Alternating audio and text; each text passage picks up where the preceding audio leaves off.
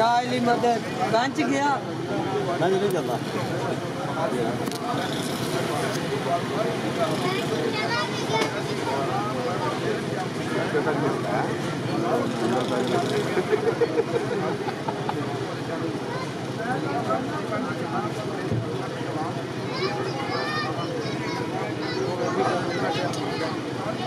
भाई बेंच तोड़ जाना पुत्र थानू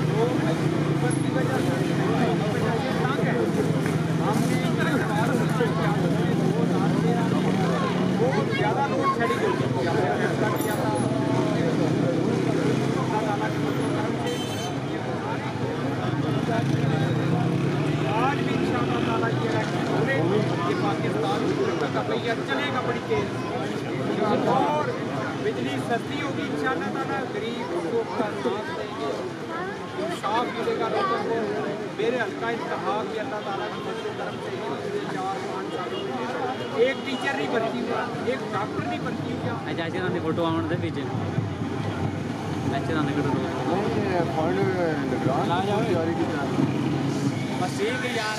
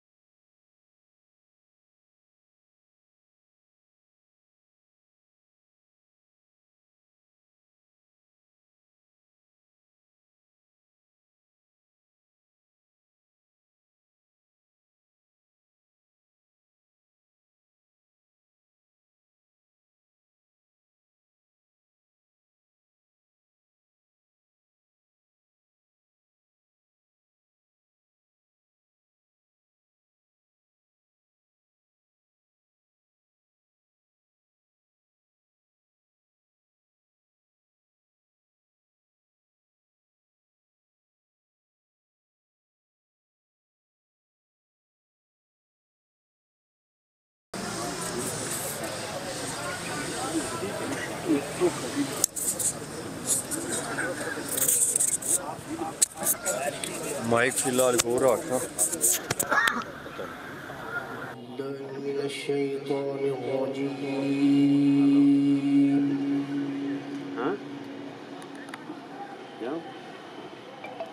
बिस्मिल्लाहिर्रहमानिर्रहीम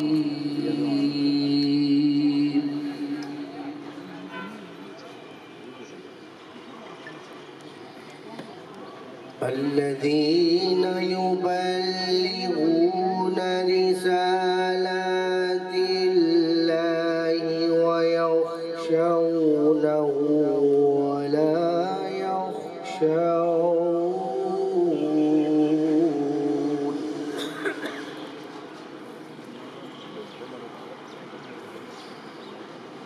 ولا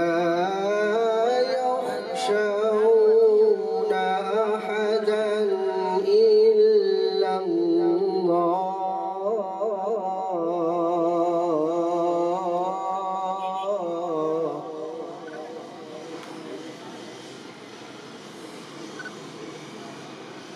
وكفى بالله حسيبا। जो मैंने मार सुने हैं मियाँ तारक साहब के बारे में वो आपको बयान करता हूँ। तो सड़क की बात हो रही है, पहले तो सड़क से शुरू करूँ फिर एजुकेशन की बात करूँगा।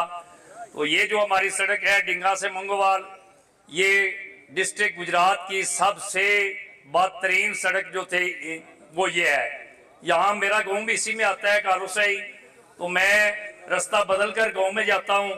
तो मियाँ साहब से मैंने 2-3 दफ़ा रिक्वेस्ट की कि मियाँ साहब इस सड़क पर कुछ मेहरबानी हम पे करें, अहले इलाका पे करें, चाहे हम आपके हल्का इंतखाब में अब नहीं है गाँव लेवल पे, लेकिन आपसे हमारी रिक्वेस्ट है। इन्होंने कहा जब हमारा यहाँ पे इकट्ठे होने का मकसद ये है कि ये मंसूबा पहले ये सिंगल सड़क होती थी, फिर ये डबल रोड 20 फुट चौड़ी 25 फुट चौड़ी मैंने अपने दौरे इक़्तिदार में बनाई।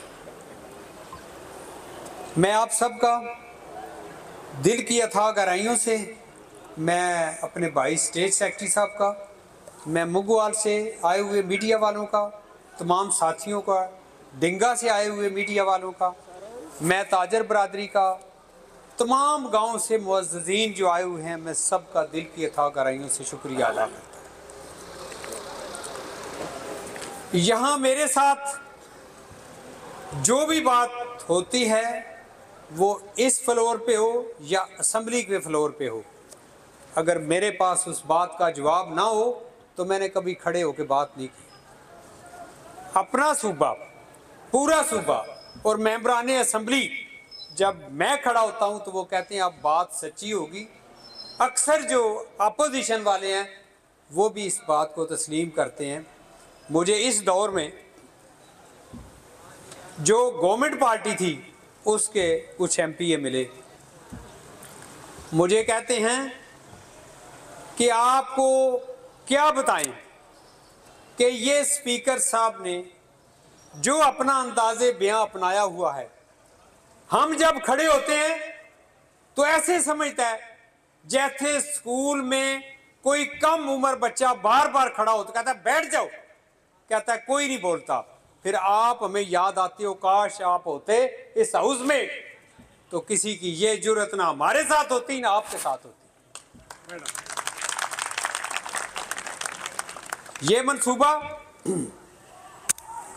मैं जब भी ये सोचता हूं, डिंगा मुगवाल रोड मैंने बनाई, डिंगा पाड़ियां वाली रोड मैंने बनाई, डिंगा फालिया रोड मैंने बनाई, डिंगा लाला मूसा रोड मैंने बनाई, डिंगा गुजरात रोड मैंने बनाई, कुंजा रोड मैंने बनाई, डिंगा खारियां रोड हमारे दौर की बनी हुई थी।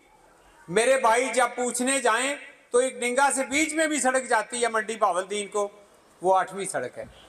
जिस 8 सड़कें मुकम्मल करके लानी कोई आसान काम नहीं है, लेकिन अल्लाह ताला ने मुझे तौफीक दी कि मैंने हमेशा इन सड़कों का ख्याल रखा। असूल ये है कि जब हमारा एडीपी बनता है हम उसमें अपनी स्कीमें डाल लेते हैं। एक वक्त आया इस सूबे के ऊपर वो वक्त इस किस्म का बदतरीन दौर है सूबाई असम्बली का, शायद पाकिस्तान क्या पूरी दुनिया की तारीख में ऐसा बदतरीन दौर ना आया, जब स्पीकर साहब असम्बली के मुलाजमीन से मेंबरान असम्बली के साथ ज्यादती कर रहे हूं, उन्हें मरवा रहे हूं। तो फिर सोचिए कि आप दुनिया की तारीख में कोई ऐसी असम्बली है असेंबली में लोग जाते हैं, अपना नाम भी बुलंद करते हैं, अपने इलाके का नाम भी बुलंद करते हैं और एक अच्छे पार्लियामेंटेरियन बन के गुजारा करते हैं। मुझे अल्लाह ताला ने कॉमनवेल्थ में एशिया रीजन दिया, मैं पूरे रीजन को देखता रहा हूं। जो असेंबलियों का तजर्बा मुझे है वो शायद किसी और को हो। जो अच्छी आदत मैंने उनसे देखी वो मैं चाहता था कि ये हम अपनी सूबाई असेंबली में पेश करें और लोग इसके ऊपर अमल करें।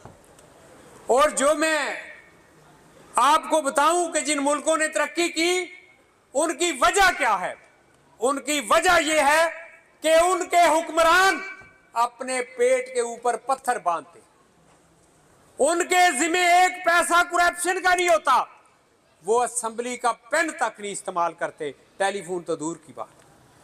लेकिन आज जो पिछले दौर में ये वक्त गुजरा, मुझे इस बात की कोई समझ नहीं। पहले हल्का जैसे बागड़ी साहब ने बताया कि ये होता था, फिर किसी साहब कोई अप्रोचेबल साहब आ गए, उन्हें जो कुछ इलाका चाहिए था उन्होंने अपने आप में डाल दिया, हमें इधर खारियां की तरफ कर दिया, खारियां कैंट, खारियां शहर, और ये सारा इलाका मेरे हल्के में रहा। मुझे वो वक्त अपनी जिंदगी में कभी नहीं भूलता जब आरटीएस बैठ गया, जब लोग वोट देने जाते थे तो आगे से उनको पीछे भगा दिया जाता था। वोटर को अपना वोट हक अदा करना चाहिए, हर सूरत में करना चाहिए, चाहे कुछ भी हो, क्योंकि वो पाकिस्तान के लिए शायद एक वोट की वजह से कोई गलत आदमी जीत जाए और वो उस इलाके की बदकिस्मती आ जाए। मैं आपसे ये गुजारिश करता हूं कि आप देखिए, मुझे इस असेंबली के रास्ते से हटाने की इतनी कोशिश हुई कि वो आपके सामने है। कभी किसी दिन टाइम हुआ तो आपको दलील से बताऊंगा। अब हमारा हल्का डिंगा और मुगवाल, वो लोग जो सोचते थे कि मियां तारक का होना हमारे लिए मुश्किल है, ये असेंबली में खड़े होकर पूछेगा। मैं आपसे सिर्फ ये बात करता हूं कि इन 4 साल में जो असेंबली चली, क्या आपने किसी गुजरात के एमपीए की कोई बात सुनी कि असेंबली में खड़े होकर उसने कहा समेत अपने इलाके के एमपीए एमएनए? कोई ऐसी मिसाल या कोई ऐसी वीडियो पेश कर सकता है? मेरे साथ कामरान साहब ने पूछा ये सड़क, कामरान साहब मैंने अपनी बात ये की है कि जब तक मेरे पास पूरी इंफॉर्मेशन ना हो, मुझे किसी बात का पता हो ना हो, तो वो मैं बात नहीं कर सकता। जब हमजा साहब का दौर आया, मेरे ज़हन में ये सारा कुछ अपना उजड़ा और उखड़ा हुआ हल्का याद था। तो जब बजट पेश हुआ, वो बजट जो 2022 और 23 का था, आप सोचिए, आपने अपना वोट कास्ट करने के लिए इस पाकिस्तान से प्यार करने वालों को वोट देने, इस पाकिस्तान की जिनके दिल में ना पाकिस्तान की कोई सोच है ना इज्जत है, वो ये समझते हैं इज्जत सिर्फ हमारी है। मैं समझता हूं मेरी जान चली जाए तो पाकिस्तान की इज्जत है, पाकिस्तानी अवाम की इज्जत है। पहले आपकी इज्जत, पाकिस्तान की इज्जत, फिर उसके बाद कहीं जाके हम। वो सूबाई असेंबली जो तरीके अदम एतमाद पेश करके हमजा साहब को चीफ मिनिस्टर बनाया गया, वो असेंबली में इजलास नहीं कर सकते थे। कौन रोक रहा था? इस इलेक्शन में बड़ी बातें होगी, बड़े पोल खुल के सामने आएंगे और सबको हकीकत का पता चलेगा कि असेंबली के अंदर भी क्या होता है और असेंबली के बाहर क्या होता है। वो फ्लैटी होटल के लान में और किसी बड़े हाल में, ये दुनिया के 180 मुल्कों से बड़ा सूबा है जिसका असेंबली का इजलास असेंबली से बाहर होता रहा। किसी के पास इसका जवाब है? मैं समझता हूं कि अगर मैं होता वहां तो मैं सबसे पहले रिजाइन करके कहता कि अगर मेरी वजह से कोई प्रॉब्लम है तो मैं बाहर बैठता हूं, हाउस की मेजॉरिटी इजलास अंदर करे। मेरे भाइयों, ये सड़क 2022-23 के एडीपी में शामिल है। किसी के पास जो सोचता है कि हमारे मंसूबे के ऊपर मजलूम को नहीं देखता, इलाके की तकलीफ को नहीं देखता, उसे अंदाजा नहीं होता। हम ट्राई कर रहे थे, लेकिन जब मैं इधर गया हूं, एक फातिहा कहा कि मैं वापस आया हूं, तो मेरे कान खड़े हो गए। ये सारे लोग, इनका अगर पेट्रोल का हिसाब लगाया जाए कि ये मुग्गवाल तक सारा इलाका जो कुंजा जाके होके आता है, तो शायद इस फंड से ज्यादा फंड खर्च हो। इसका कौन जवाबदार है? ये हम ही लोग जो असेंबली में जाते हैं, वो पॉइंट ऑफ ऑर्डर के ऊपर खड़े होके प्रोविंशियल हाईवे की कोई रोड टूटी फूटी नहीं होनी चाहिए। मैं पिछले महीने गुजरा हूं, तो आगे सीकर वाली के पास एक पुल टूटी हुई है, वो साल इसी तरह रही है। जब मैंने देखा एक ट्रक गिरा हुआ था, 7-7:30 बजे का टाइम था, मैंने पहले एक्सीएन को कॉल की, फिर चीफ को कॉल की, फिर इसके ऊपर भी कॉल की। मैंने कहा ये 2 हफ्ते के अंदर अंदर इस ब्रिज को मुकम्मल कराएं। आप देख ले, बनी हुई है। अगर कोई आंखें ना खोले, ना देखे, तो लोगों ने कह कह के चुप कर जाए। ये जुल्म और ज्यादती हुई है डिंगा से लेकर मुगवाल तक। इंशाअल्लाह ताला ये सड़क मुकम्मल हो जाएगी। और आगे मैं आपको बताता हूं, हमारी सड़क डिंगा कुंजा रोड का पोर्शन रहता है, डिंगा गुजरात रोड का पोर्शन रहता है, ये पोर्शन रहता है, और सड़कें जो रहती हैं, इनमें जो इन्होंने जो कुछ भी किया है, उसकी इंक्वायरी के बाद इनकी यही काम करना। हम सुनते थे, हमें मेंबरान पार्लियामेंट मिलते थे, कहते शायद सारा फंड गुजरात में ही चला गया। अब मैं आपसे पूछता हूं कि अपनी सड़क जो डिंगा कुंजा रोड थी, ये मोनसलाई साहब के पास गए, गर्मी और धूप में 1 बजे तक बैठे, वो आए, इन्होंने कहा जी सड़क बना दी। उन्होंने कहा फंड ही नहीं है। वो आके गांव वालों ने कपड़ा डाला, 5-6 करोड़ की कारपेटिंग रोड उन्होंने बनाई। ये किसको जवाब देंगे? कहते हैं डिंगे वाले दोस्ती करके देखें। ये जो मुग्गवाल वालों ने सारी जिंदगी इनका ख्याल रखा, मैं इनका बहुत शुक्रिया अदा करता हूं। ये मेरे साथ खड़े होंगे इंशाअल्लाह ताला। और जो मुझे पूछते हैं कि क्या फर्क होगा, आपको फर्क नजर आएगा। गरीब से गरीब आदमी की रिसवाई होगी, उसकी बात सुनी जाएगी, उसके साथ कोई ज्यादती बिल्कुल नहीं कर सकेगी। तरक्याती काम, आपके आज का हॉस्पिटल और मेरे दौर में आने वाला हॉस्पिटल वही हॉस्पिटल होगा, लेकिन इतना साफ सुथरा होगा जैसे ये डिंगे के। आपके कॉलेज आपको जिला गुजरात के बेहतरीन कॉलेज नजर आएंगे। आपकी बच्चियों के स्कूल आपको इतने अच्छे नजर आएंगे कि आप खुद आपको नजर आएगा कि आज और कल में क्या फर्क है। इक्तदार इस हल्के में भी आया था, लेकिन 1 पैसे का काम किसी ने नहीं किया था। इक्तदार वो है, सबसे पहले बंदा अपना हल्का इंतखाब के लोगों की, उनके